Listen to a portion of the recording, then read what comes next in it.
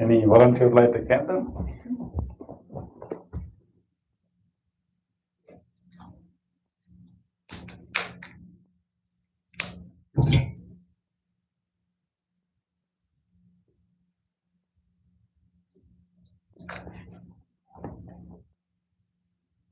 Anyone else would like to light a candle?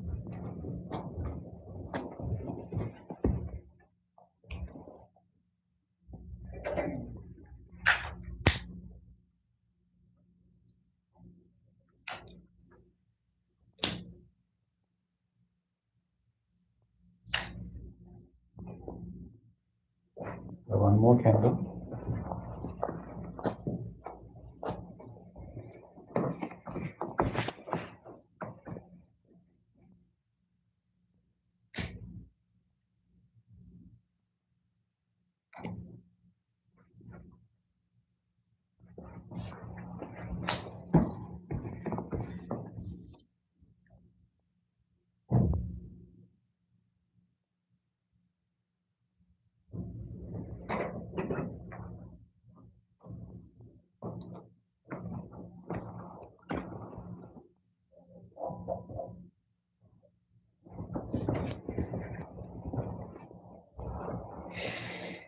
Okay, sit down.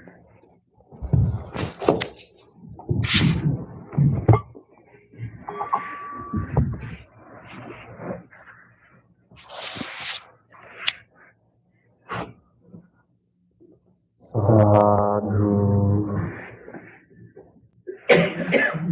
sadhu, sadhu.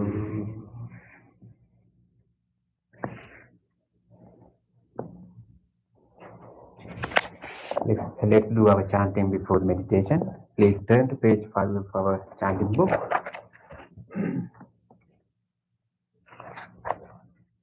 Salutation to the Buddha. Namo tassa bhagavato arahato samma sambuddhassa. Namo tassa bhagavato arahato samma sambuddhassa. Namo tassa bhagavato arahato samma sambuddhassa.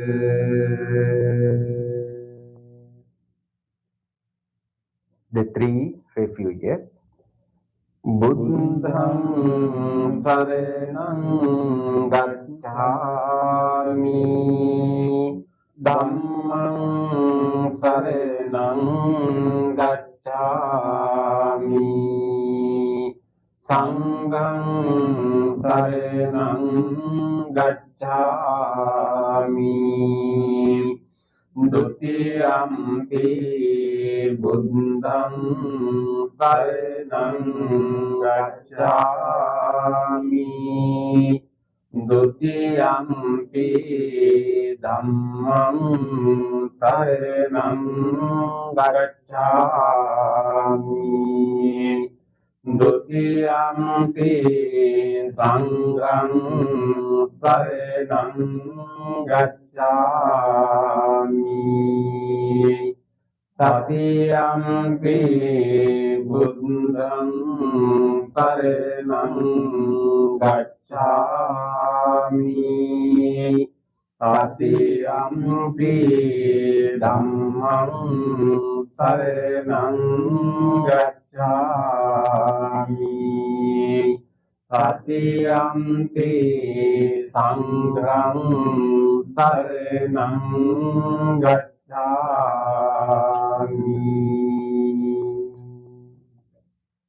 Next page. The 5 precepts.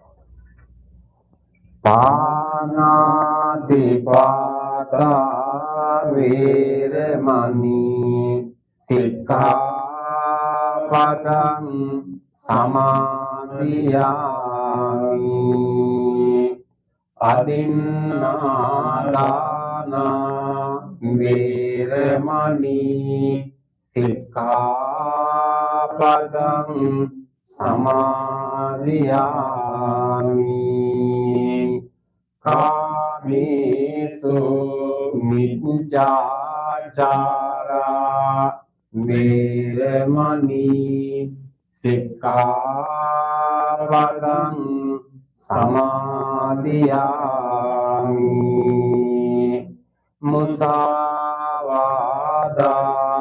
vērāmani sikkhapadang samadhiyami surameraya majja pamadatthāna vērāmani sikkhapadang samadhiyami.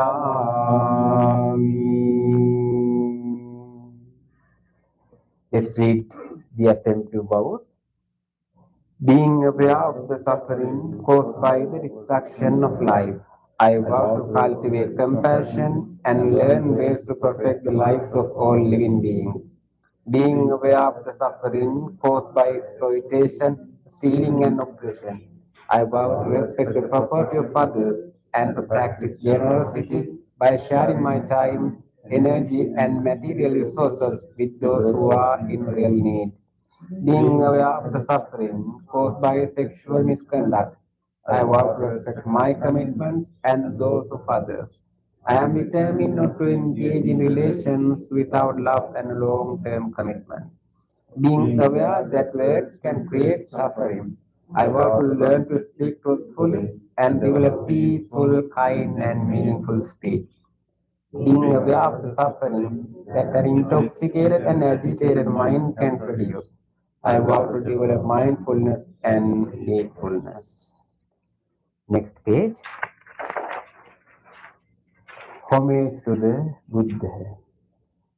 Iti piso bhagava arahang samma sambuddho Nijjācarana sampanno sugato lokavidu anuttaro purisa dhamma sārati sattā deva manusānaṁ buddho bhagavāti.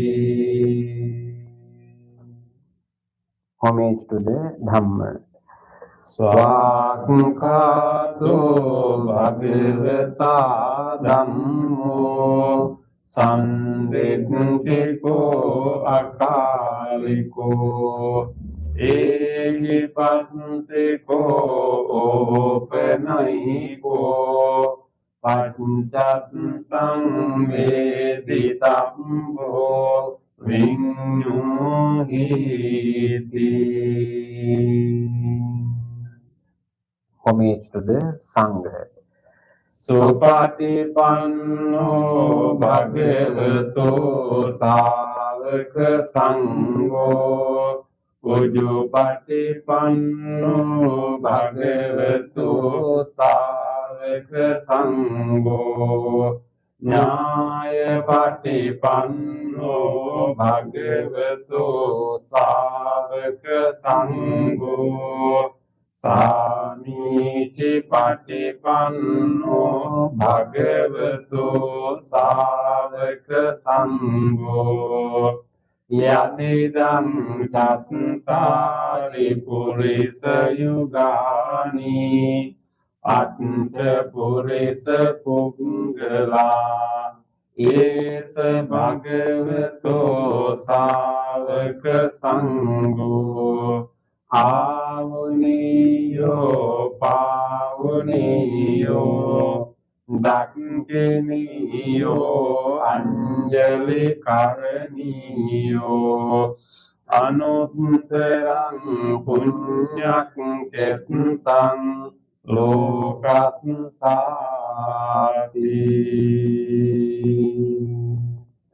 Sadhu, sadhu, sadhu. Next page. Offerings. offering of light. Ganesarappaditena dīpena tamadang sina tilokadīpang sambuddhang pujayami tamunudang. Offering of incense. Gandha sambharayutpena dhupenahang sugandhina pujaye pujaniyang tang puja bhajana muttamang. Offering of flowers. Vannagandhe gunopetang etang kusuma santating pujayami munindasya siripada saruruhe pujemi buddhang kusumena nena punyena metena labami mokkang pumpam milayati yatai dhamme kayo tatayati vinasa bhavang. Offering of water. Adivasetuno bante paniyang parikampitang anukampang upadaya patiganhatu uttame. Offering of drinks. Adivasetuno bante gilana paccayang imang anukampang upadaya patiganhatu uttame. Worship of shrines. Vandami cetiyang sabbang sabbethani supatitthitang saririka dhatu mahabodhing buddha rupang sakalang sada. Sadhu, sadhu, sadhu. Next page. Wish of well-being. Ijjeva manchante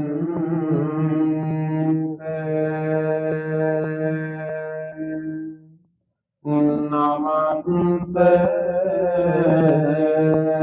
niyam namaste mano nate ante yang yang punyani sandang Nipulang alatang tatsano bhavene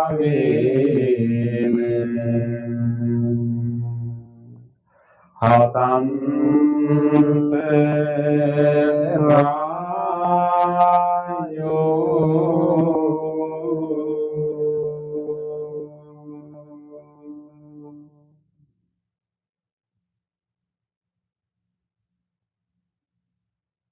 Reflections on the teachings of the Buddha in English. Mind is the forerunner of all experiences. Mind is chief. Mind made Adi. If one speaks or acts with an impure mind, suffering follows like the wheel that follows the foot of the ox. Mind is the forerunner of all experiences. Mind is chief. Mind made Adi. If one speaks or acts with the pure mind, happiness follows like one's own shadow that never leaves. Generosity, kind words, benevolent actions towards others, and equanimity towards all beings and all things. These bonds of sympathy function in the world like the linking in a moving car. One by one, little by little, moment by moment, wise people should remove their impurities, as a smith removes the dross from silver. For one who mindfully develops boundless loving kindness, mental defilements are weakened and the freedom from clinging is seen. All conditioned things are impermanent. When one sees it with wisdom, one turns away from suffering. This is the path to purification. All conditioned things are unsatisfactory. When one sees it with wisdom, one turns away from suffering. This is the path to purification. All things are not self. When one sees this with wisdom, one turns away from suffering. This is the path to purification. Excellent, excellent, excellent.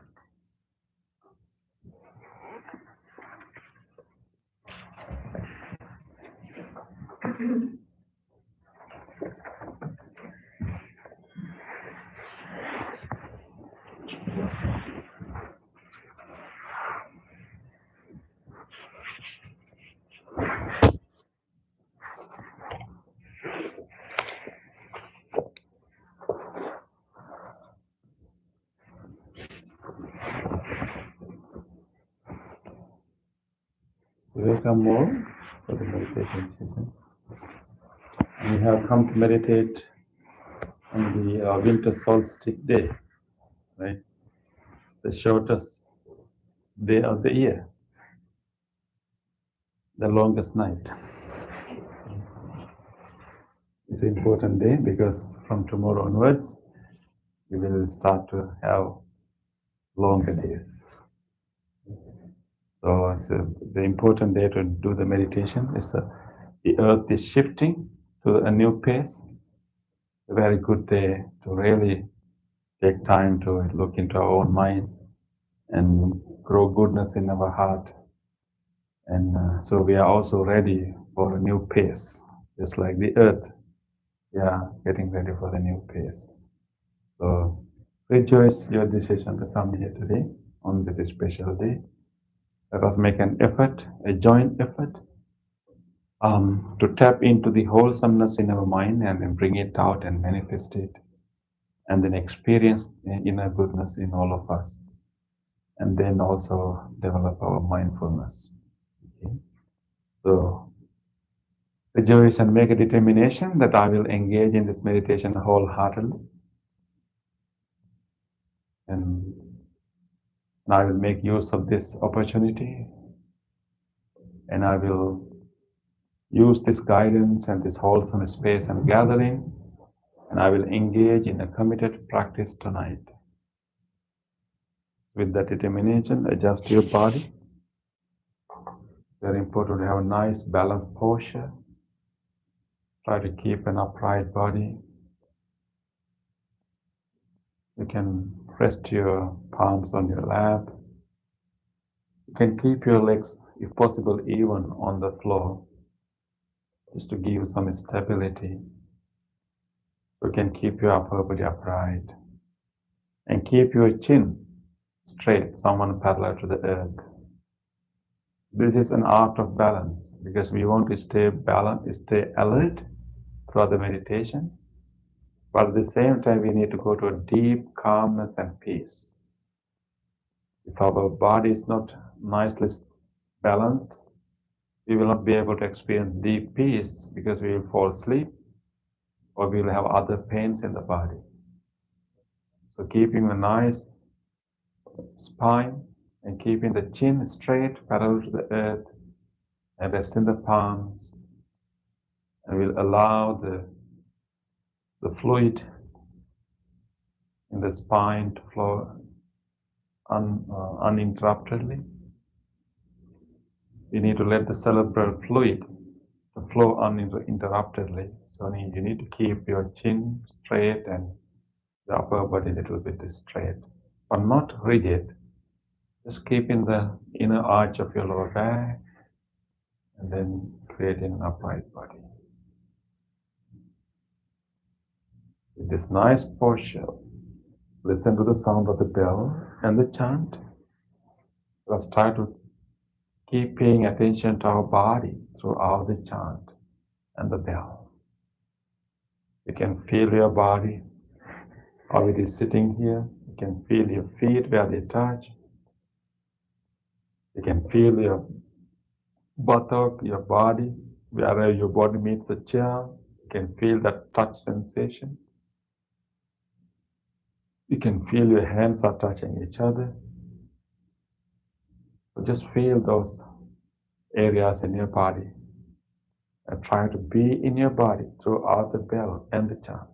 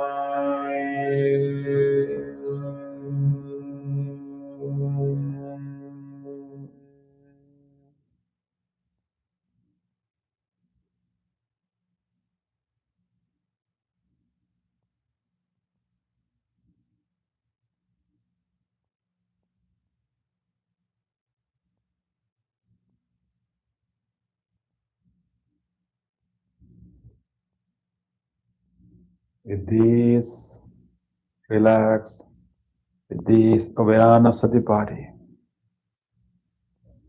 we will now take a minute to relax our body further and further. We will allow all the muscles and all the parts of the body to completely loosen up and relax.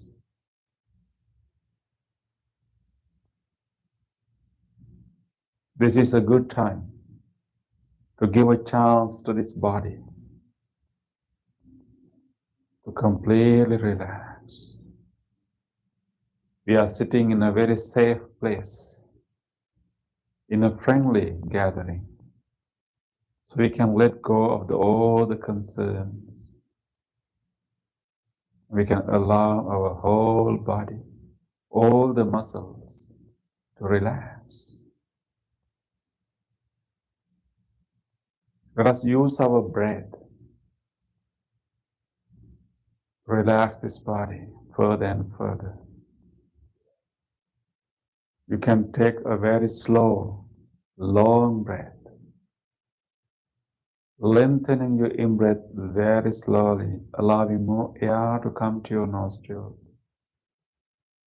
And release that air very slowly, allowing the chest to drop, belly to drop. Take another slow, long breath, gently. Release that air slowly, allowing more relaxation of the body, dropping the shoulders, relaxing everything. Let us take another slow, long breath in and release that breath also very slowly, allowing everything to loosen up, relax, and feel ease. We will now let the natural breath to occur.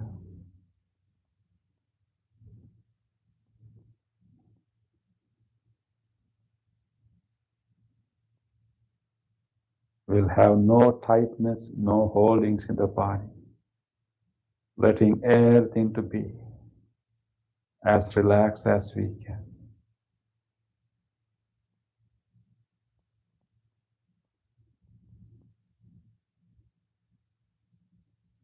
With this relaxed body, let us now bring our whole attention to our mind, letting this body to be here, letting our body rest. Let us bring our full attention to our mind itself. Simply ask the question, what is in my mind right now? What are the memories? What are the thoughts that are arising in the mind right now? Doesn't matter whatever they are, we will simply notice them.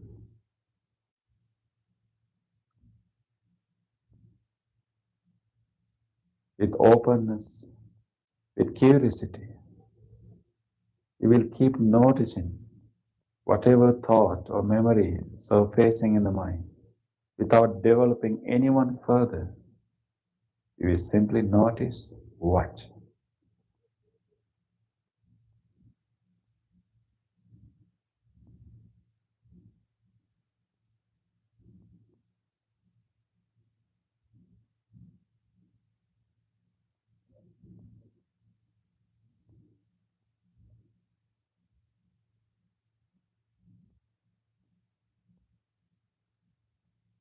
Various thoughts, various memories keep coming up, popping up in the mind.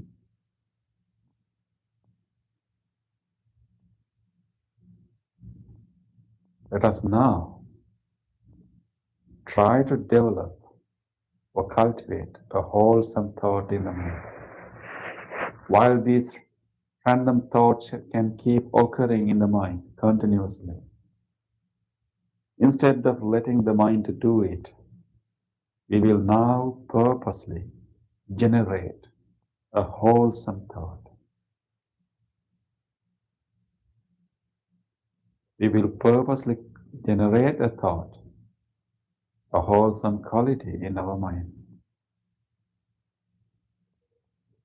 This is a good time for us to generate wholesome thought and gradually grow that wholesomeness and then make our mind as wholesome as we can.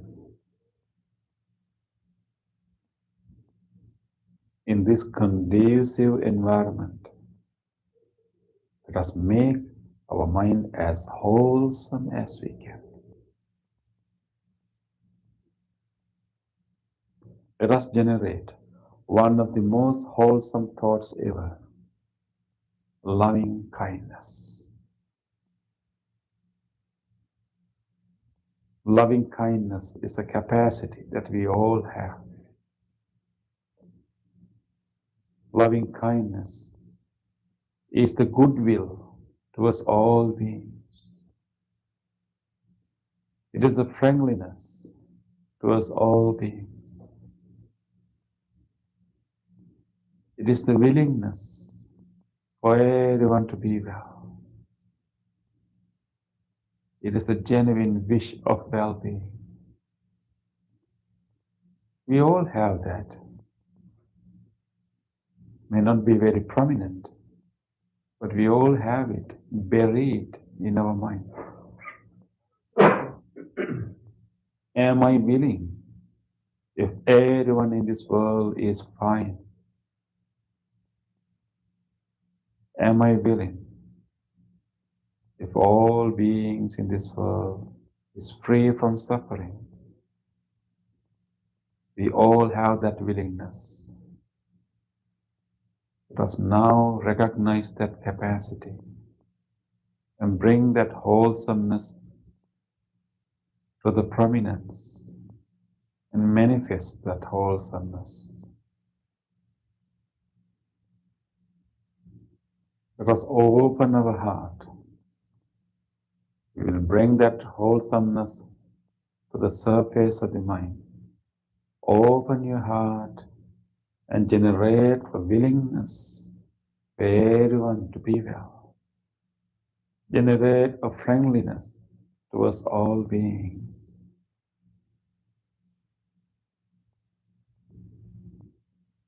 Just like, let us make our heart warm, open, caring. Just like when we see a little baby, when we see a little baby looking at us with a gentle smile, a little baby, how warm is our heart, how open and caring it is. That generates such a warmth and such a loving kindness right now. Or just like when we are petting a puppy, a kitten, or any other little creature, when we do it, how do we feel? Our readiness to care, the warmth of love, a sense of acceptance, wish of well-being, let us generate such a mind right now. It's warm, open, willing for everyone to be well.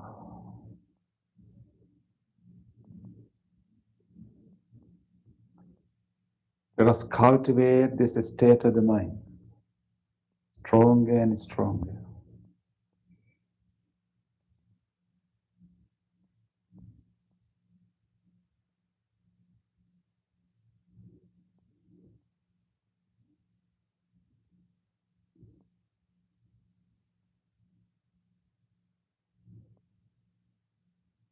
We will let it grow. This wholesomeness, this warmth, this openness, this loving kindness. We will grow it to be bigger and bigger. Let us keep directing this loving kindness to all people, all beings, wishing well-being to all these people and beings living everywhere. Just like throwing a shining light on these people, we will direct this loving kindness to all different people, all different beings, genuinely wishing well-being to all of them.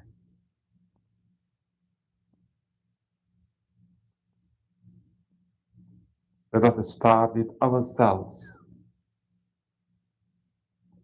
All living beings include this living being too, the person sitting here. Let us start with this one, wholeheartedly wishing well-being to this person sitting here.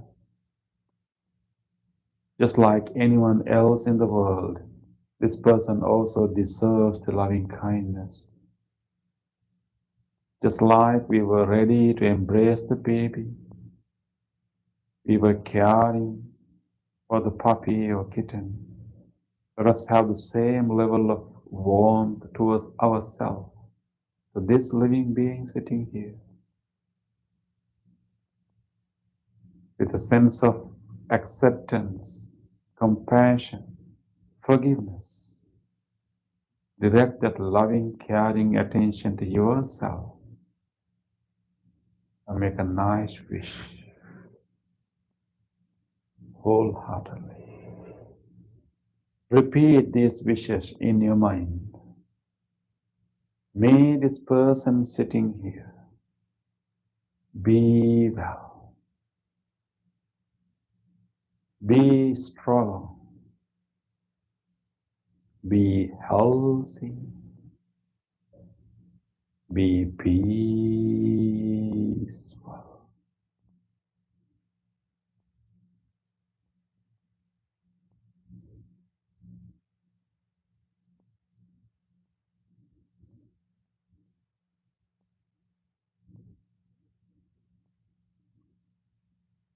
Let us be generous to ourselves, kind to ourselves, and make all good wishes to this living being here.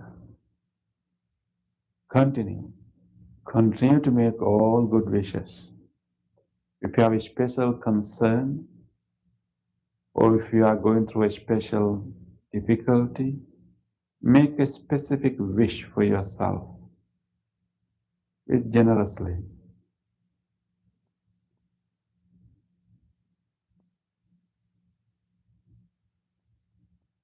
May I be well, be strong, be healthy, be peaceful.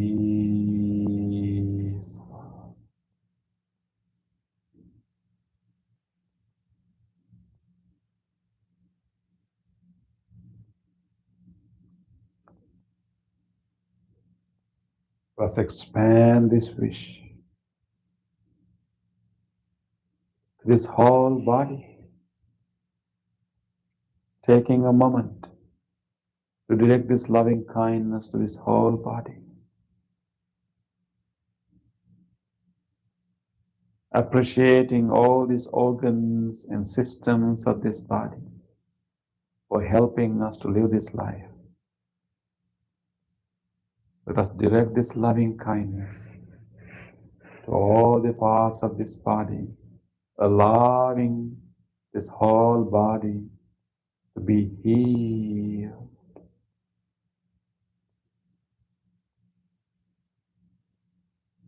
May these lungs, the whole respiratory system, which are helping us even right now to breathe, the whole respiratory system, be well, be healthy, be healed.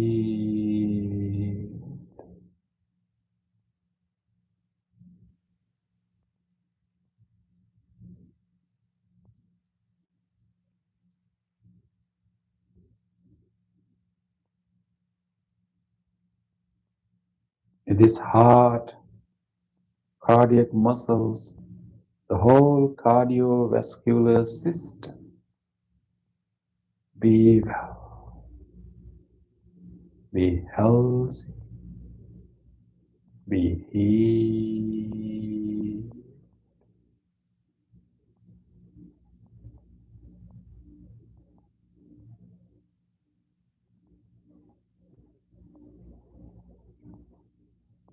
May this digestive system, all the organs throughout this whole system be well, be healthy, be healed.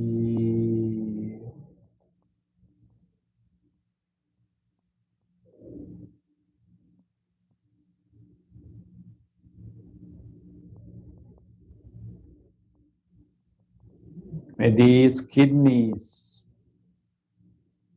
the whole urinary system, the whole genitourinary system be well, be healthy,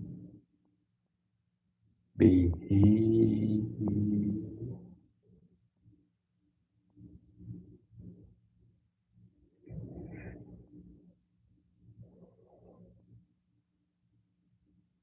May this nervous system, which is even helping us right now to meditate, the central nervous system, the peripheral nervous system,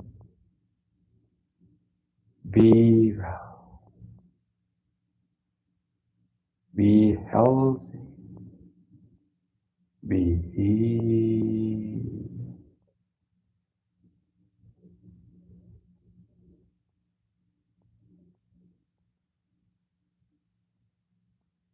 May this whole body allow this loving kindness to travel throughout the body, wishing each part of the body well-being, healing. May all these bones, all these joints throughout the body,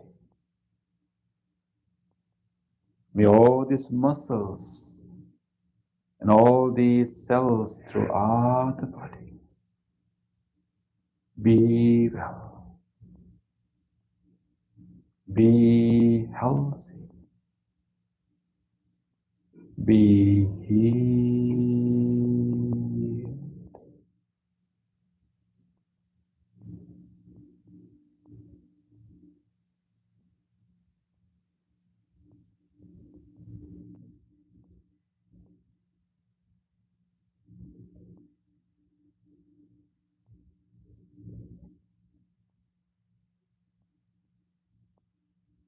Allow this loving kindness to travel throughout the body, reaching each corner of the body, wishing well-being and healing the whole body.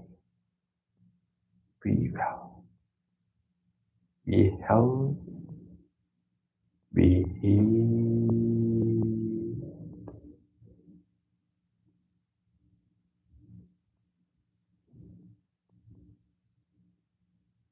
Let us now expand this loving kindness beyond ourselves to all other people, all other beings, genuinely wishing the same well-being, same health, good health.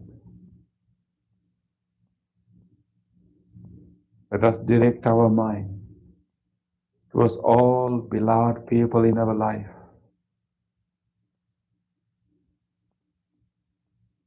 all the people who are connected to our life, including our beloved family members,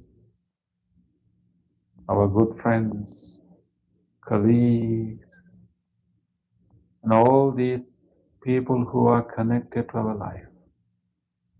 Let us genuinely wish for all of them. Repeat in your mind.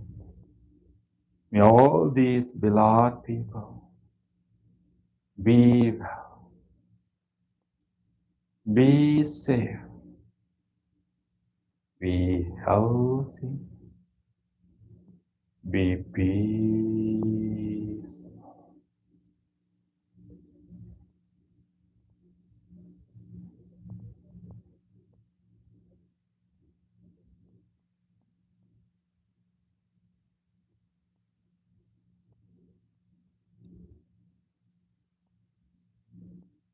Let's expand this wish beyond this circle of people to all other people.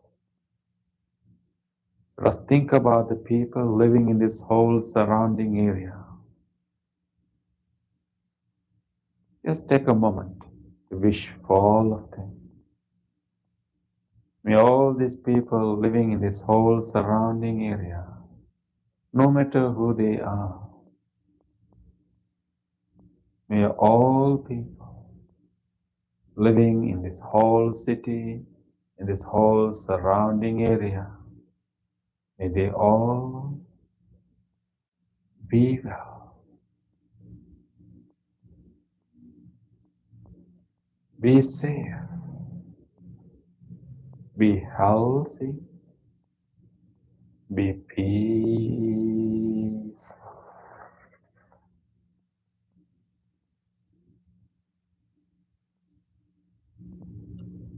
Let us expand this wish beyond the people in this surrounding area to all people living in faraway places.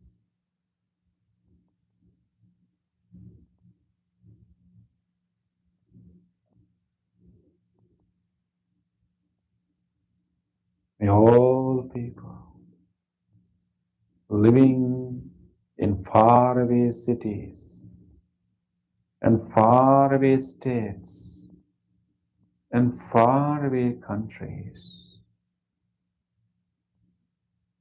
may all of them, may all people living in the direction of our front, whoever living in this direction right now, near and far, be well, be safe, be healthy, be peaceful.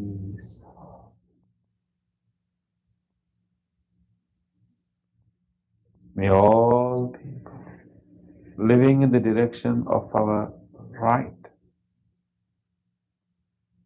and everyone living in faraway cities, faraway states and countries in this direction, may all of them be well, be safe, be healthy, be peaceful.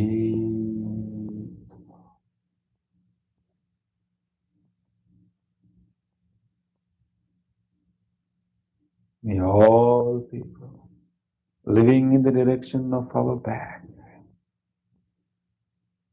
we were the living beings, we were the people living in this direction right now, in faraway cities, states, and countries. May all of them be well, be safe, be healthy, be peaceful.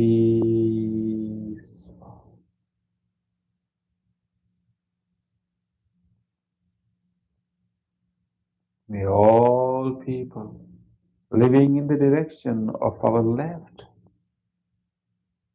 we were the people living in this direction right now, in faraway cities, faraway states and countries in this direction.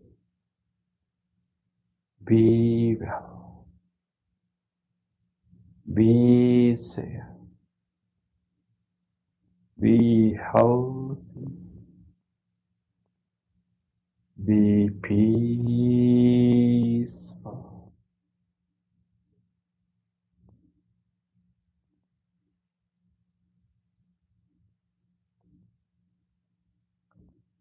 Let us expand this wish beyond these people to all other living beings, all animals, from large ones to tiny ones. May all these creatures be well, be safe, be healthy, be peaceful.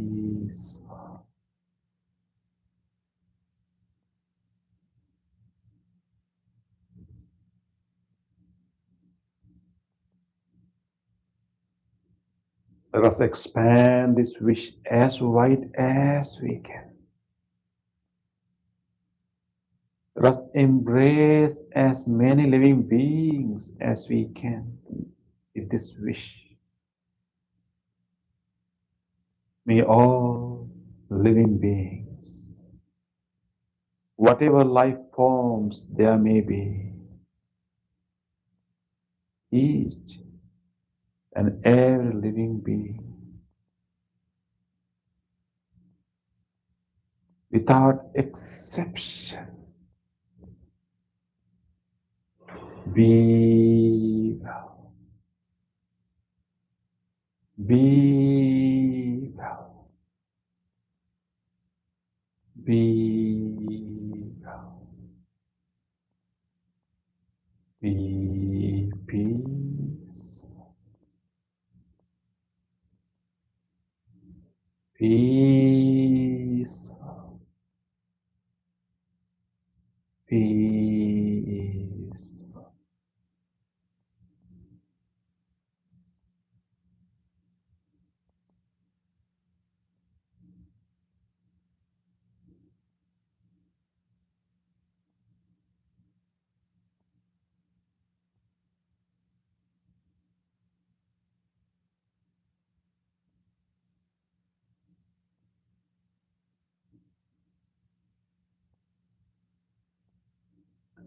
Rejoice this limitless love. This loving kindness has no limits, no boundaries. It is a boundless loving kindness, embracing all beings to this wish. Rejoice. Rejoice this universal love. Rejoice this limitless, boundless love. Rejoice this wholesome state of the mind.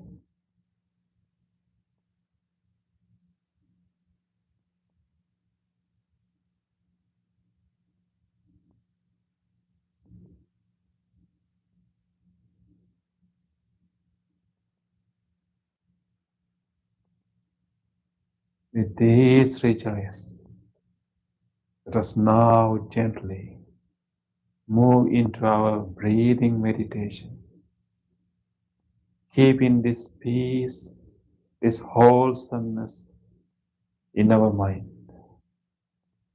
We will simply bring our close attention to the process of breathing happening right now.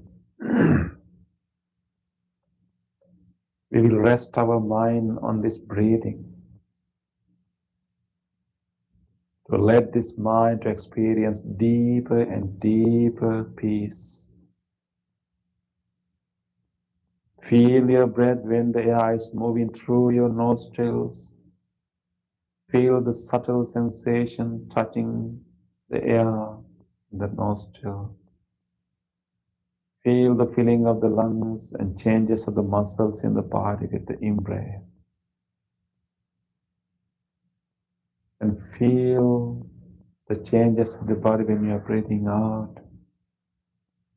What part of the body are relaxing, and how we feel the air inside the nostrils when they are moving out. Where else I can feel the outgoing air. With curiosity, let us simply watch our breath and simply stay in with the breath for a few minutes, allowing this peace to be deepened and strong.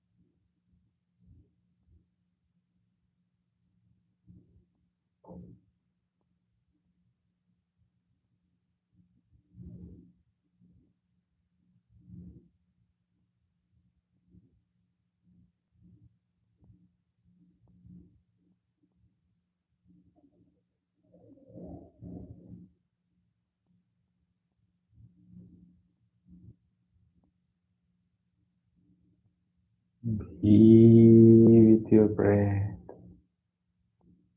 Mindfully breathe in. Mindfully breathe out. Breath is truly happening right now. Whatever comes to our mind is not necessarily real. You will either have a memory or simply a projection of what's going to happen. Whatever comes to our mind are not necessarily happening now. They are simply thoughts and memories. But the breath is happening now. Let us be with the breath. Rest with the breath.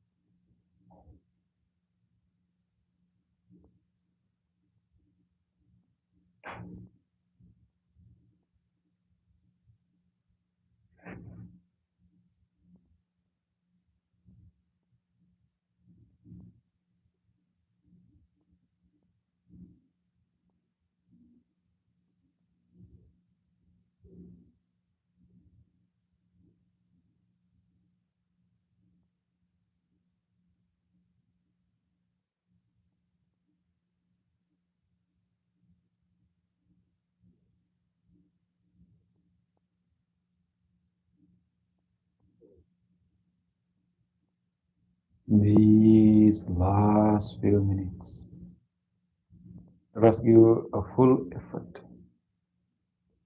Be with the breath.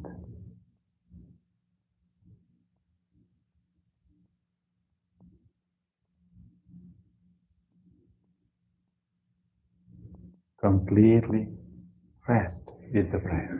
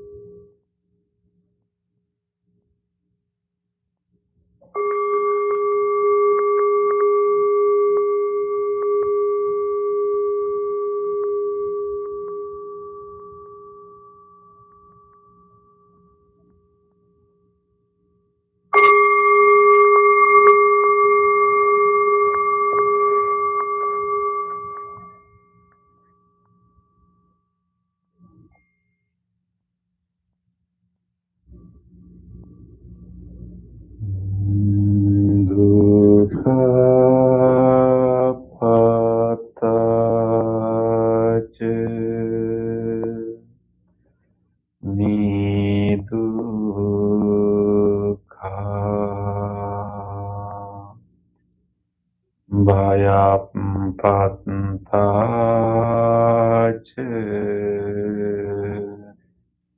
Nibbaya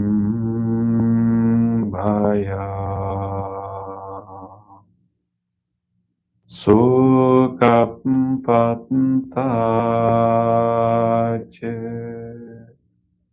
Nisuka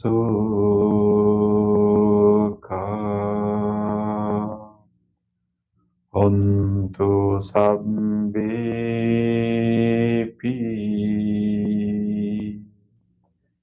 Paninu.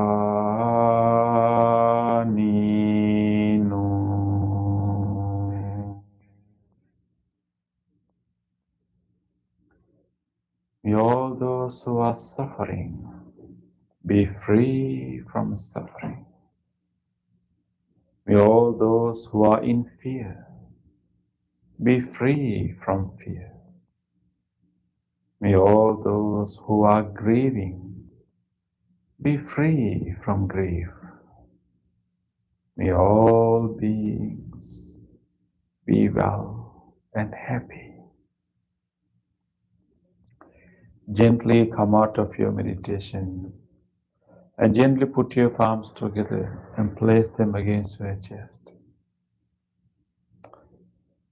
Let us take a moment to feel grateful for this opportunity to have peaceful meditation in our life. Let us feel grateful to all great teachers, enlightened masters in the past, who passed this wisdom from generation to generation. Let us feel grateful to whoever helped our meditation practice tonight. Let us feel grateful even to these non-living things which helped our meditation, including this chair, the cushion, the bell, and this device that helped you to connect to meditation from home. With deep gratitude, let us say sadhu 3 times. Sadhu, sadhu, sadhu.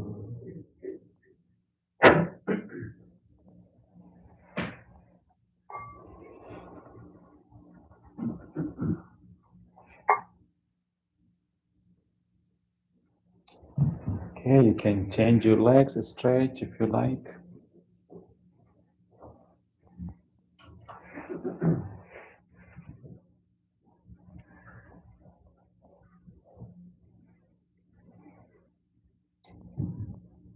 How was winter solstice meditation? Sleepy. Sleepy, yeah. Yeah. Yeah. Yeah. Yeah, maybe, were you working the whole day? 16 hours Monday. Wow. 8 Tuesday and then 8 today. So not surprising. Yeah, I think whenever we go to like calm, mode, our body thinks that, oh, it is time to sleep. That is why the posture is very important. So we need to go to the peace and calmness, but we don't want to fall into, we don't want to fall asleep because then we are not aware of the peace. Well, I felt myself. I did. Yeah. Actually. But then, yeah. So what did you do? Towards the end, I just was like, okay. I just wasn't sleepy. Yeah. But even having that sleepiness is not the bad sign. At least it shows that you have somehow managed some calmness. But then it goes to all the way to the other extreme. Yeah. Yeah. So it that's why did. we need to bring to like middle, and so posture is very important. And there are signs of sleepiness. Maybe your chin is coming down. You have hunched I shoulders. felt my, yeah. I Yeah. felt So whenever myself. you notice that, okay, I know what you're going to do. So you just straighten your whole body again, push your shoulder back, keep the chin straight, and you're again back to your alertness. And but no need to keep the eyes closed. Yes, that's a good Yeah, suggestion. yeah, I did say That's a good suggestion. And If you feel sleepy, I mean, closing eyes, I mean, it's not necessary to close our eyes. We just do it because it's comfortable for us to focus our mind. But if you have any sleepiness, as Bhante said, you just open your eyes and just simply gaze somewhere and just pay attention to loving kindness or breathing. And eventually you may not see anything, although your eyes are open, but you don't close the eyes. Yes? What if like you're coming into meditation with a very tired mind? Like I had a very stressful day. There's just a lot weighing on me, and it feels like it's a lot of effort to try to wake it up. You see what I'm saying? Yeah. Yeah, I think maybe,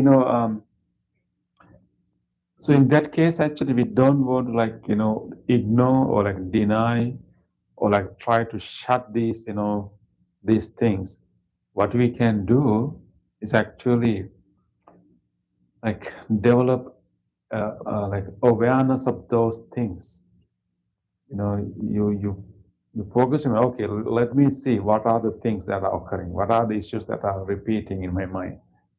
So instead of denying them, you become like observer of all these things. But you are not contributing. You don't like, you are not participating in anything. This is very difficult because we are trained like participate. We are trained like, pick it and then develop. So we can develop this ability to like, keep watching one after the other, simply watching and understanding all these concerns, all these thoughts occurring. And the more we are watching them, the less strong those things become. So if you have such, like if you have big issues, big things happen on that day, so you may not be able to focus on your breath, but just start watching them. But you need some vantage point. You need some, some place that will be body awareness will be the place. Okay, I feel my body. I'm sitting here. I can feel the touch sensation. I feel my clothes. I'm here. Let me watch what is in my mind. If you don't contribute, those the thoughts will have less power.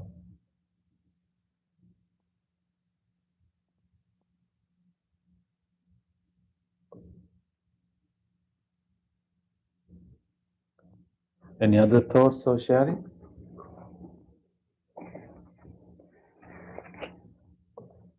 Maybe this winter solstice, so that's why you fall asleep in this. Okay, with the winter solstice, and we also get Christmas in few days, right? And so it's a very nice time of the year. Not in terms of weather, right? Not in terms of weather, but in terms of the vibe, the energy, what people feel,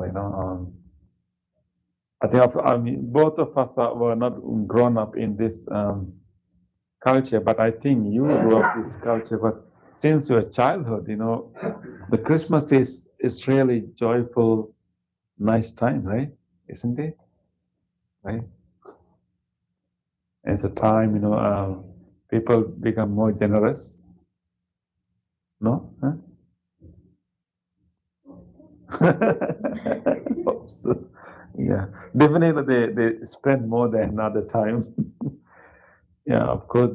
I mean, they spend, but I think they spend to give, right? Most of the time. I believe so. But anyway, it's a time that somehow, vast majority of the people, change a little bit. They become more concerned about the others. They have become more generous, more a little bit more forgiving. I think it's the time of the year that people are opening up, and the goodness of the people are coming out a little bit. We want to make it more, but it's that kind of time. But anyway, I thought that today will be the really nice day that we can reflect on the similarities between the teachings of Jesus Christ and also the teachings of the Buddha. Yeah, so you can see the true, Christmas trees behind the Buddha statue. But of course, one is Buddha mastery. The other one is Christmas tree. Yeah, do you know the difference between the Buddhamas tree and the Christmas tree? I can't see. Can you guess, which one will be the Christmas tree? Well, I see Santa Claus on the left. Yeah. So I think that's the Yeah, Christmas. yeah. And what you see on this side? I see. Yeah, before you leave, please come and have a closer look at that. What are the ornaments that are hanging on that tree? Hmm? Yeah, so we we are so fortunate to have our volunteers who made Buddhist ornaments, Buddhist Christmas ornaments, and all the Buddhist symbols. So those ornaments are hanging over there. And so that's why we call it Buddha Mastery.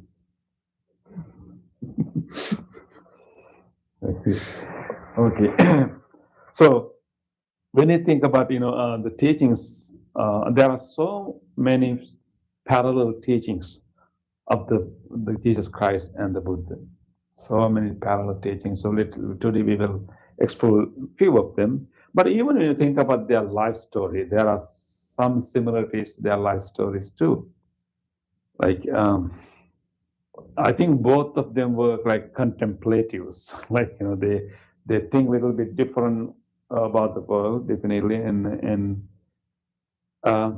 really interesting thing is that both were became like teachers.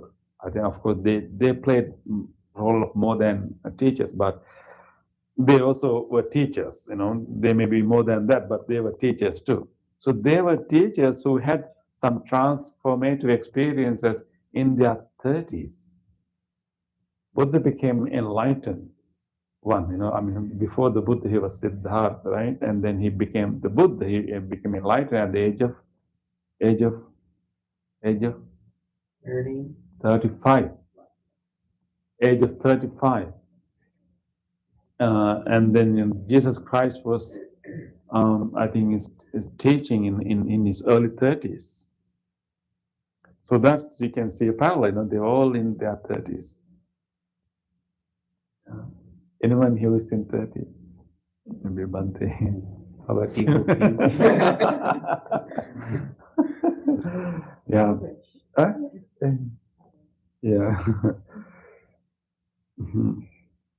They also, both of them also started more like they start a movement to reform the existing mainstream traditions. Maybe in the case of Jesus Christ, would be like what was there, including Judaic tradition, maybe Aramaic traditions. So there are a lot of existing traditions. He was trying to reform them. And in case of Buddhism, the Buddha was trying to reform Vedic tradition and also a few other existing mainstream traditions.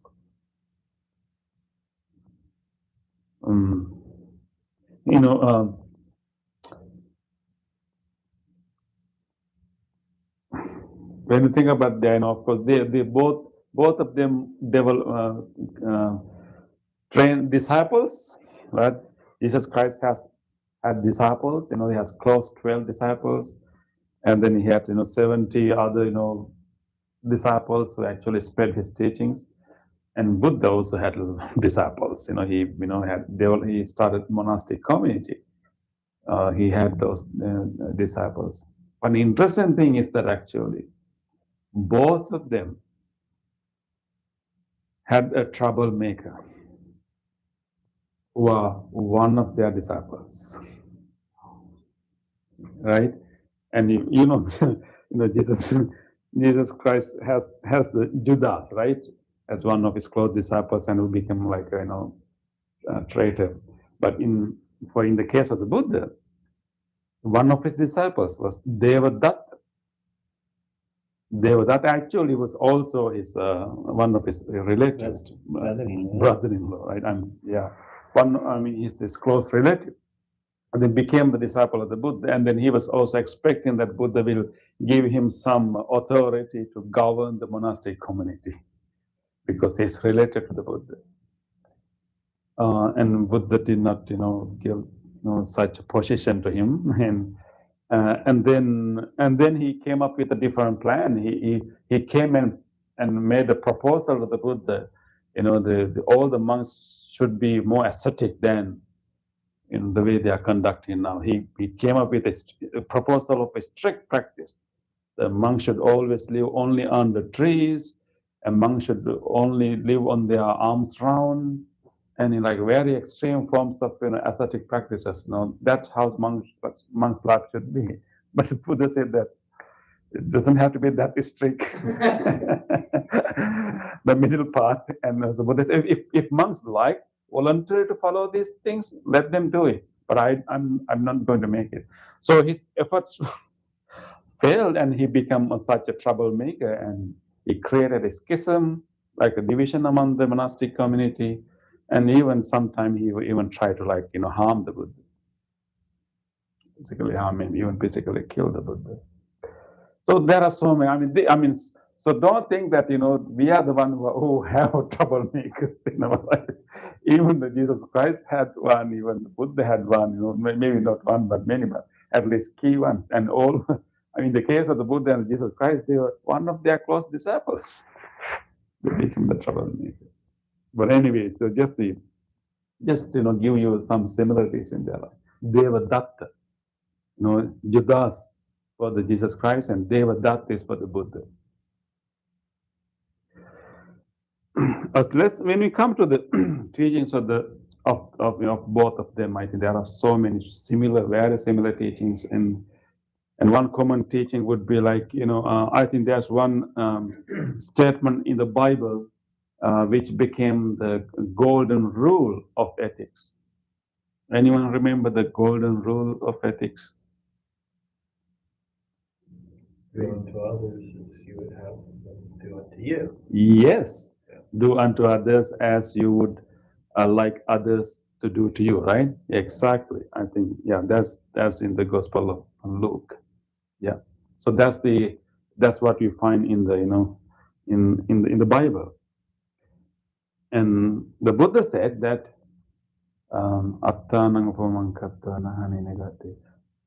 comparing others to oneself, you should not harm or cause others to harm others.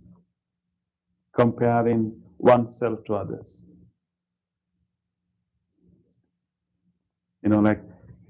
Different words, but you get the same meaning, right? Comparing oneself to others, don't harm or not cause others to harm to others. It is in that statement is found in the Buddhist text called Dhammapada. Dhammapada is a very important Buddhist text which is the collection of poems or verses uttered by the Buddha. And then there's also another statement of the Buddha in a different text called Nalaka Sutta. Buddha said, "As I am, so are they. As they are, so am I. Drawing parallels to yourself, neither harm nor get others to harm."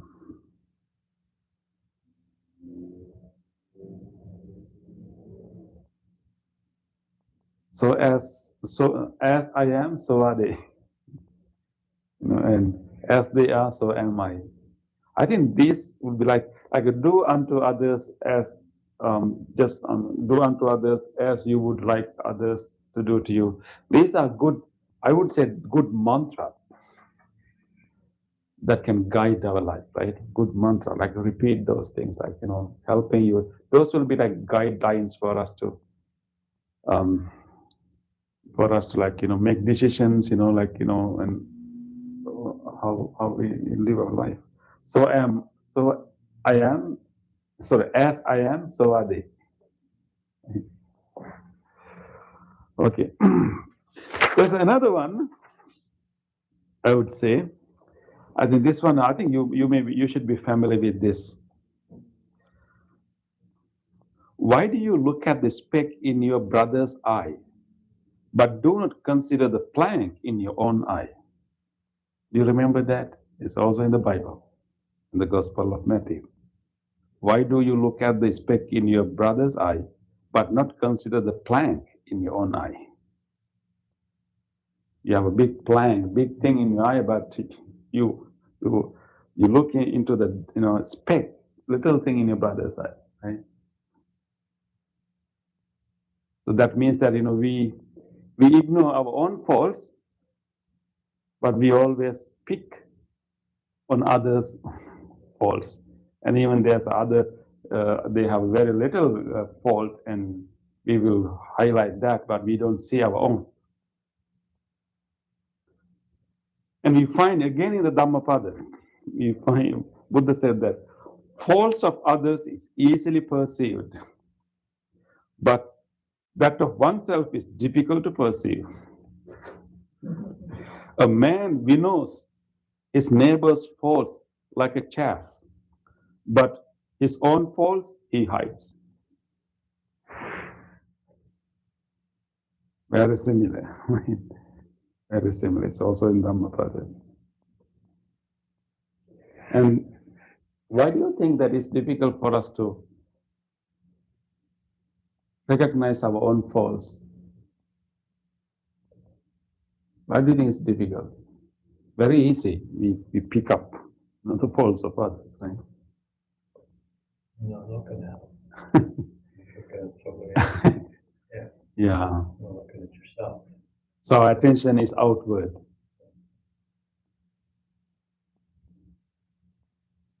And sometimes even we have a fault, we will justify it. Yes? Isn't seeing someone else's fault? I mean, you can see it because you have it yourself. Yeah, you can see that you'll pick them, you will notice them, right? You will notice them when. You're talking about in a way to like help them because you've been like. You're helping yourself. Mhm. Like, how do you, I mean, don't you recognize other people's faults because you have the faults too, the same fault? But you just don't. I think. I mean, it's like, my I would need an husband will. example. Huh? I would need an example. You mean like judging other people? Prejudging. Yeah, yeah. Oh, okay. No, I mean, no. I mean, I hear it. I'm asking like why it is difficult for us to recognize our own faults, but why it is so easy. I mean, why it is not as easy as picking up, others' faults. Yeah. Ego. Yeah. There you That's the go. question. I think what you said after that, though, would justify our own, by amplifying maybe somebody Yeah. else's. Yeah, exactly. We use that to Yeah. justify our own. Mm. Sometimes my husband will point out a fault of mine, but I'll see that he has the same. Okay. And I'll say to him, well, you, whatever, I can't think of an example right Yeah. now. And then he gets mad. You do the same thing. So that's why you'll be able to pick up minds, right? Yeah. Okay. But there's also another, saying of the Buddha in the same text in Dhammapada. Don't look at the faults of others or what others have done or not done. Observe what you yourself have done and have not done. So you have to train that way. That is not the usual way, but we have to train that way. Okay, so let's go look at another one. And of course, this is also a very famous statement in the Bible. The blessed are the merciful, for they will be shown mercy. You have heard that, right? The blessed are the merciful, for they will be shown mercy. The ones who are merciful, maybe the ones who are kind, ones who are, in other words, right? Ones who are kind, merciful, and they are blessed because they will be shown mercy by, in this case, maybe by by Kind of like what you put into the universe, you get back, Exactly. good or bad. Karma. Yes. You know, what you give to others, you know, is what you will get. Right? Exactly. So there's a statement again in the Buddha, by the Buddha in the different sutta. Those who are kind will receive kindness. Those who offer, those who offer will receive gifts.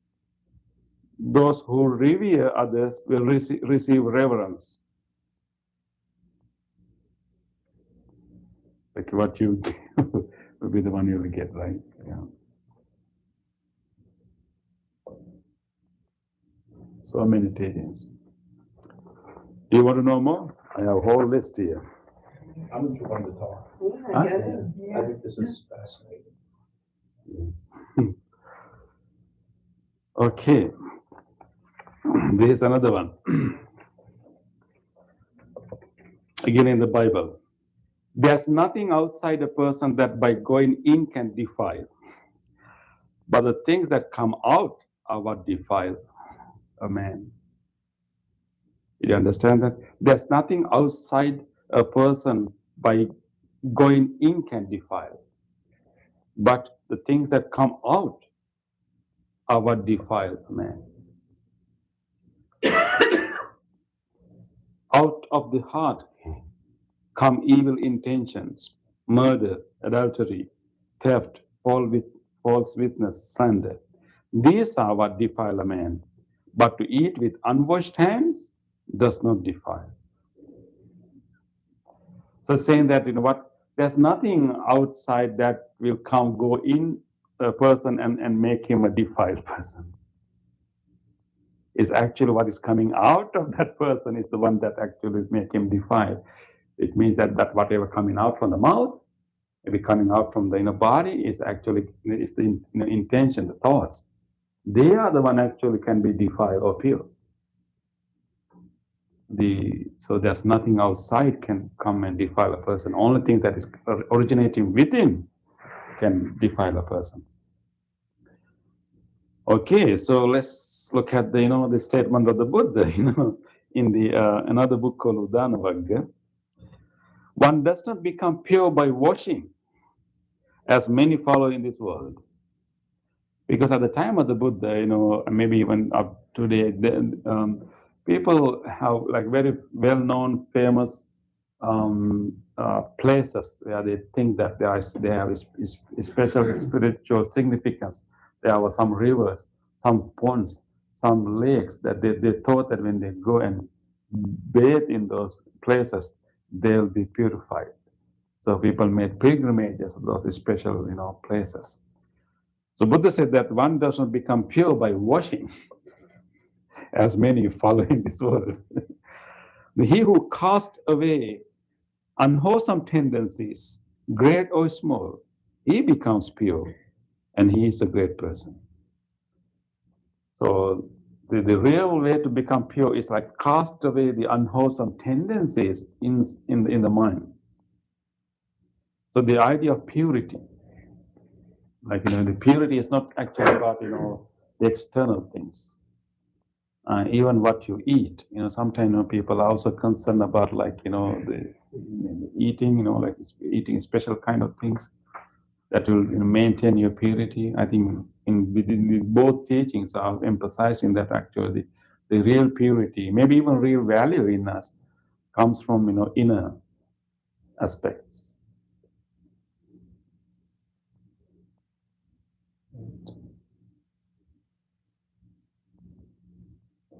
So what makes us dirty? Sometimes when we see people outwardly, when we see dirty clothes, when we see untidy things, we thought, automatically we think about that person as, dirty, maybe, impure, We think, the external appearance, we think, that should be a bad person. But we never know, what is inside in that person. One can pretend that like a very moral, virtuous person.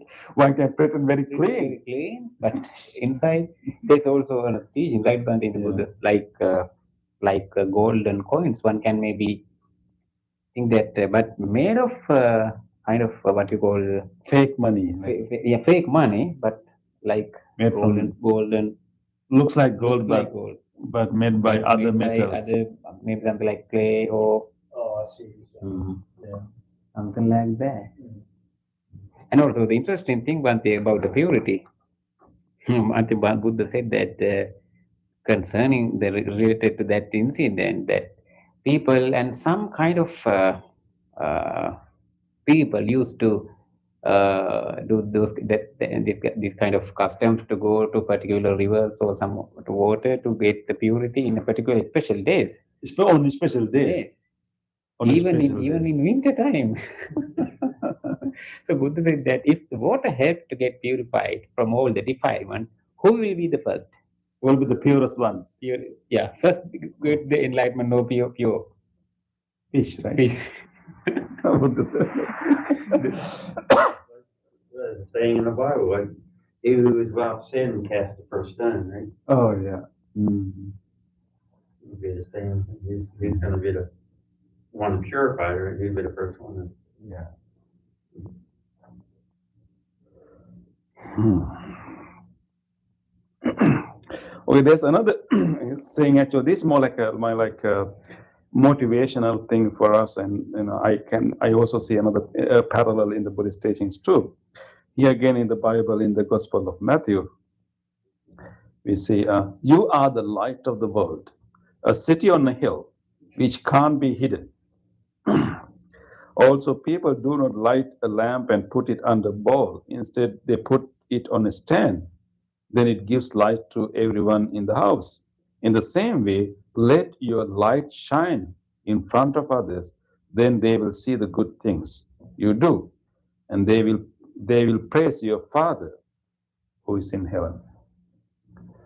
So this is interesting. Like, so you have to be a city on a hill. It means, in other words, you have to be an example, right? And so, like, try to be an example first, right? And then, and let your light shine in front of others, but not like not like what do you call show up. Uh, let them see the good things, and they will praise the Father. So be a city on a hill. Be a light. So I think there are a lot of parallels in the Buddhist teachings too, because Buddha first said that be a lamp to oneself, and that's the first teaching. Buddha said be a lamp to oneself, and which means that you have to illuminate, your wisdom to see your own, unwholesomeness and tendencies and change it. So, like, look into yourself first, to be a lamp to yourself, and then illuminate this world like the moon that is freed from the cloud.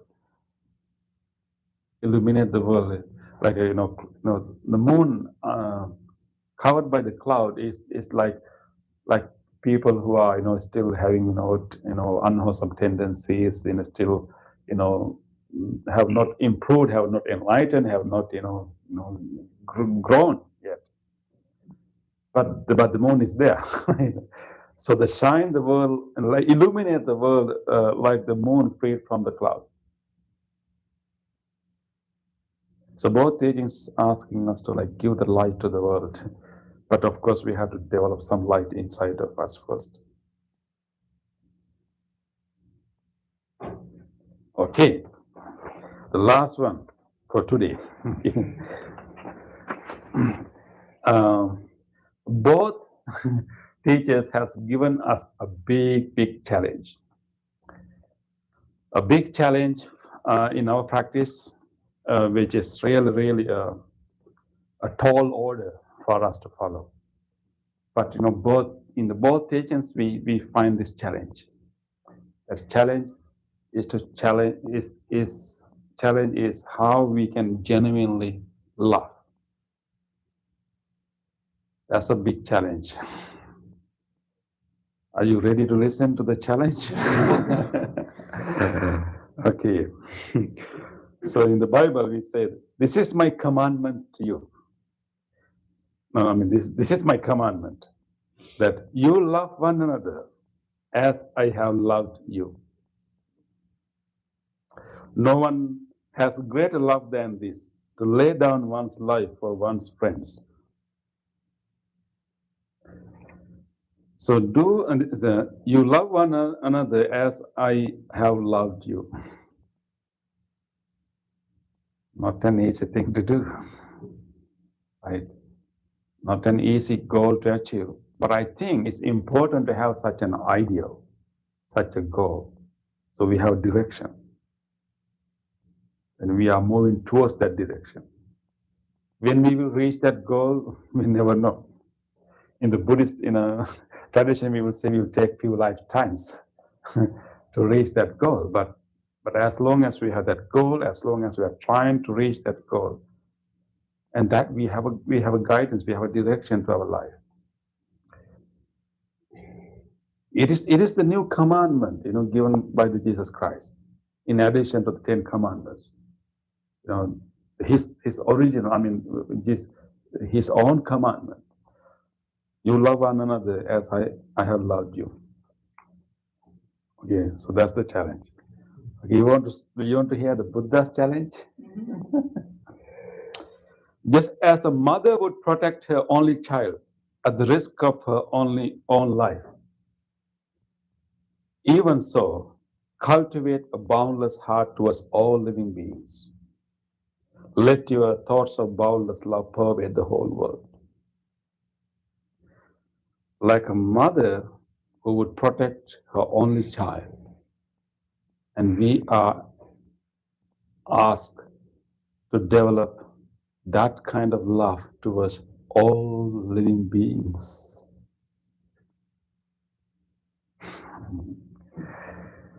What a challenge. It's hard to start with yourself and others.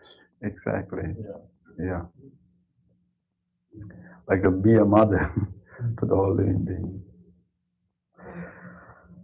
So, the loving kindness sutra that we chant, at the end of every session, we have that same.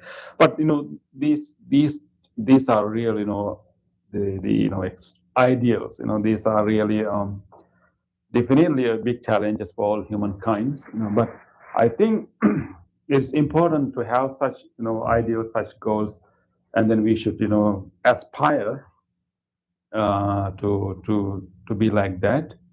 So I think that is why we practice loving kindness meditation. Gradually turning our mind to be like that. Gradually is we need to train. We need to train that way many times. But I think we have the guided teachings from these both teachers to be like that. And I believe that they will not ask us to do it if it is not possible.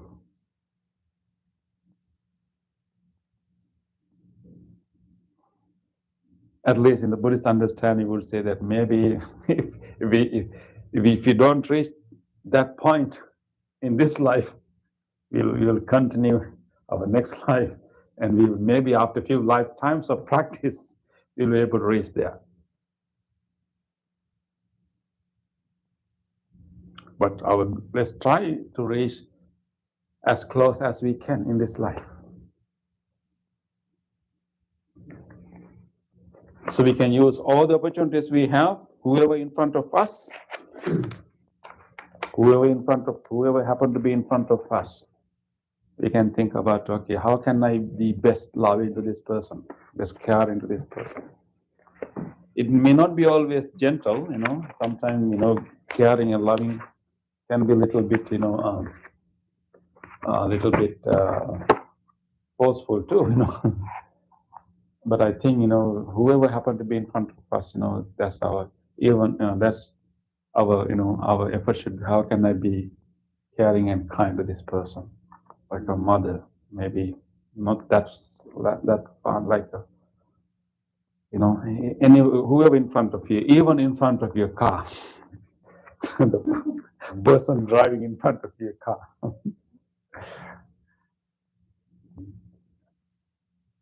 Okay, so there are.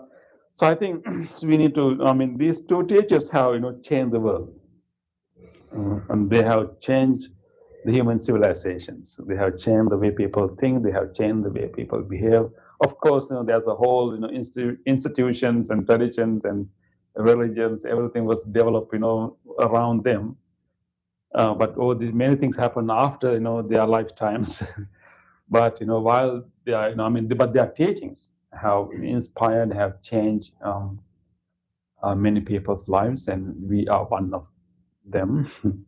But let's try to understand, the core, the real gist of their teachings, and try to incorporate them to our life, and be a shining example to everyone. Not like not to show off, but to help others also. If others can see, at least one person can do it, and they will be inspired to do it. If you, I mean, you most of the time, like, we teach others, like we try to explain others, right? So if we can be one, and that will be a good way to teach others, right? I think that's the like, be a city on the hill, be a light to the world, and shine the world like the moon come out from the clouds. Let us get that inspiration, get that into our heart. If not always, at least sometimes, or maybe most of the times. Okay, let us move to the other part of the program. You can turn to page number 14. It is time for us to share this goodness that we developed right here by coming to this practice, doing this practice together. We generated so much goodness in our heart, good merits, good karma, and now it is time that we can share this goodness with others. First of all, let us think about our family members, our ancestors who help us a lot. Let us share these merits with them. May all of our departed relatives, family members share these good merits. May they be benefited from these merits. May they be well and happy wherever they may be. Let us chant together. Idang me jnatinang hotu sakita huntu jnatayo. Idang me jnatinang hotu sakita huntu jnatayo. Idang me jnatinang hotu sakita huntu jnatayo. Let us also share these merits with all other living beings in this world. If there's anyone who would like to share this merit, may he or she do so. May all living beings share these merits. May all living beings be well, happy, and peaceful. Ettavata ca amhi sambhatam punya sampadam sabbe devanumodantu sabba sampatti siddhya sabbe bhuta anumodantu sabba sampatti siddhya sabbe satta anumodantu sabba sampatti siddhya. Wish for the well-being of the world in English. May the weather be pleasing. May the people prosper in their lives. May there be peace and happiness in the world. May the rulers be righteous. May all those who are suffering be free from suffering. May all those who are in fear be free from fear. May all those who are in grief be free from grief. May all beings be well and happy. Aspiration. May this wholesome act quicken the liberation of my mind from mental defilements. By virtue of this wholesome act, may I never follow the unwise people. May I associate with good people until I attain Nibbana. Purification. If by body, speech, or mind I have callously done wrong, I acknowledge them all in front of the Tathagata of great wisdom and determined to be heedful. Now it is the blessing chant, blessing service. We are going to chant the Loving Kindness Sutra given by the Buddha with great compassion for all living beings. We are going to chant the same sutra for you now. We will keep our unbound loving kindness towards you, wishing you all good health, wishing you all inner strength to face all the difficulties in your life, and wishing you all peace and happiness. May you all receive these blessings. You may also recall to your mind whoever you want to share these blessings with, your family members, your friends. Keep them in your mind and share these blessings with them too. May all of you receive these blessings. May all of you be blessed with good health, peace, and happiness, strength and courage to overcome all the challenges in your life.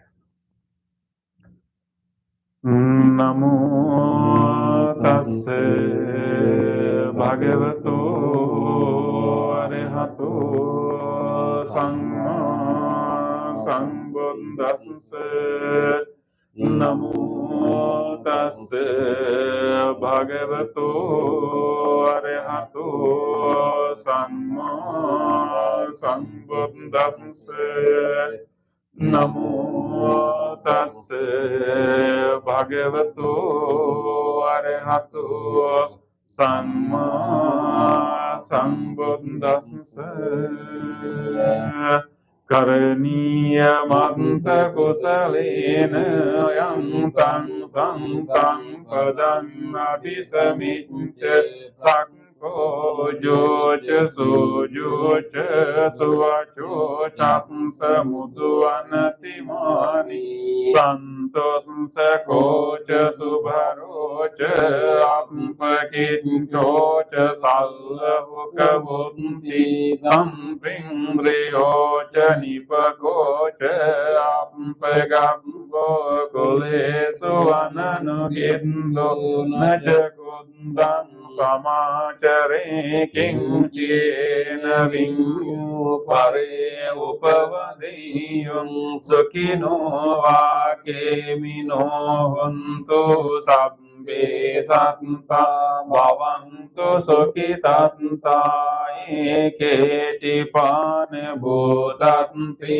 tasavata varava anavasesadighava ye mahantava majjimarasnskanukatula dittava eva addintaye chadure vasanti avidure bhutava sambhave siva sabbe santa bhavantu sukitantana paro parang nikumbete nati mandita kanta chinang kanche vyarosana patiga sanya nanya manyas sadukkamicceya mata yataniyan puntang ayusa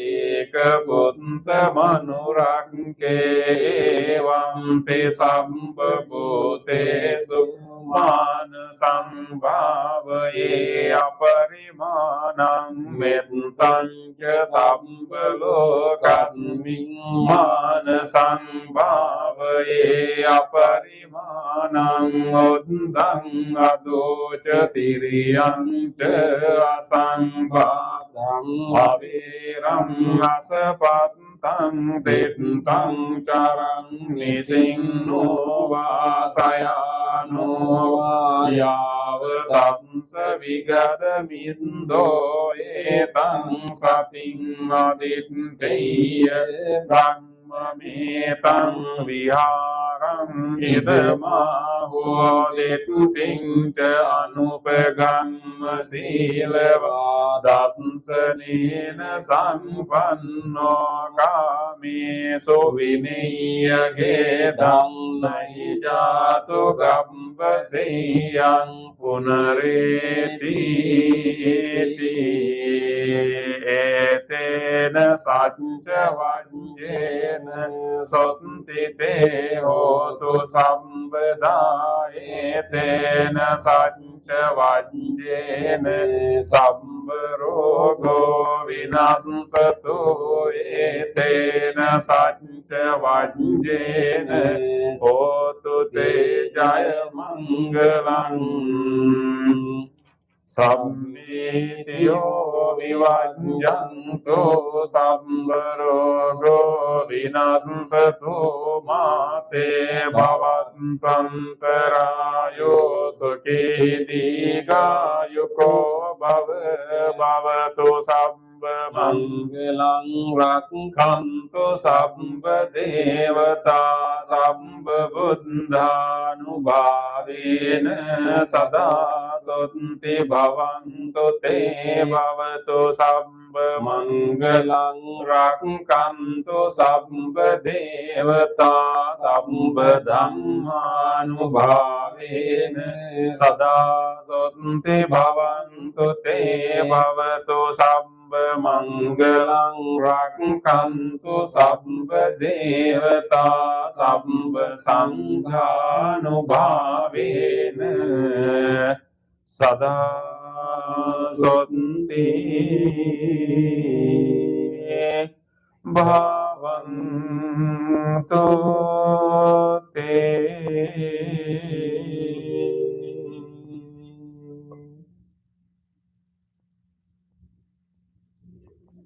Let us spend a moment of reflection. Try to recall to your mind whatever kind deed that you were able to do during last few days. During this special Christmas time, you should have helped someone. You should have been kind to someone during last few days. Recall to your mind an actual incident.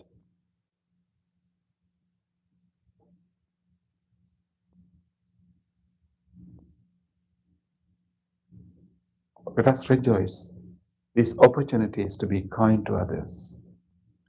On this day or in the past, if I have done kind deeds to other beings with my body, speech, or mind, whether great or little, here before the Buddha, I call to mind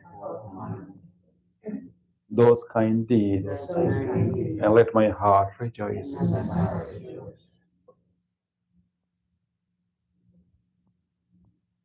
I rejoice in those kind deeds, appreciating the opportunity to be helpful to others.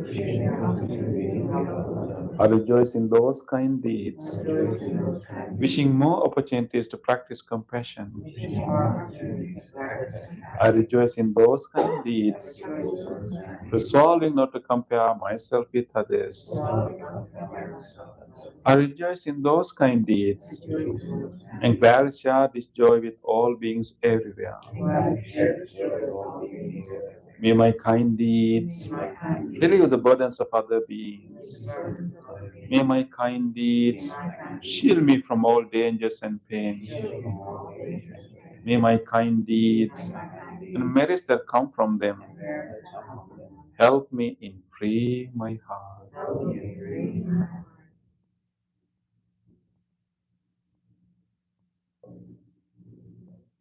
Let us now recall to our mind whatever kindness we receive from others. Think about your past few days and remember an incident in which you got some help or some care and attention from someone. Let us rejoice the goodness of others. On this day or in the past, if I have seen or heard of the kind deeds done by others with their body, speech, or mind, whether great or little, here before the Buddha, I call to mind those kind deeds and let my heart rejoice. I rejoice in the goodness of others, being always ready to praise kind people and follow their example. I rejoice in the goodness of others, appreciating that there are many good-hearted people in the world. I rejoice in the goodness of others, expressing gratitude for any kindness done. May the kind deeds of others bring safety and happiness to many living beings. May the kind deeds of others foster gratitude and fellowship among many living beings. May the kind deeds of others nurture goodness in me and many living beings. Sadhu, sadhu. Thank you everyone for being part of this program. Really appreciate your effort to practice on this special day, Intersolistic Day. But the next Wednesday also going to be a special day because we are getting a very important Buddhist master from Sri Lanka. Is having a tour, a teaching tour in the US. So he'll be visiting us on next Wednesday. So our next Wednesday meditation program will be a special program. We'll have more time for talk and the discussion. The topic Monday? The topic going to be introduction to Vipassana meditation. I think you have heard about Vipassana meditation. So it's a very distinctively Buddhist type of meditation that we don't really do in our Wednesday sessions. We only do it during our retreats. So you'll be able to get to know more about that meditation, introduction to Vipassana meditation. So you are most welcome, and it's a special day. So, okay, yes. And there are two other monks traveling with him. Yeah, there'll be 3 months. Yeah. Okay, so we're taking a collection for monks for their travels. So if you want to contribute to CK. Or even on that day too, right? On that day too, yes. Yeah. Thank you.